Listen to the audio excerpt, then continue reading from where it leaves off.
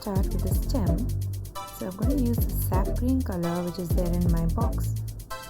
To make a sap green, in case you don't have one, you have to mix light green plus a little bit of red plus a little bit of lemon yellow to make it a lighter sap green. Over that, I started applying violet color from the top going towards the bottom, leaving it more greenish towards the bottom. It gives the exact shade as seen in the reference. Now even those small leaves sort of change, I'm going to give a base green shade and over that do the violet color, giving it a very brownish, greenish shade. And now I'm going to write the word June. You can write anyhow that you like. I'm using a marker pen to write it.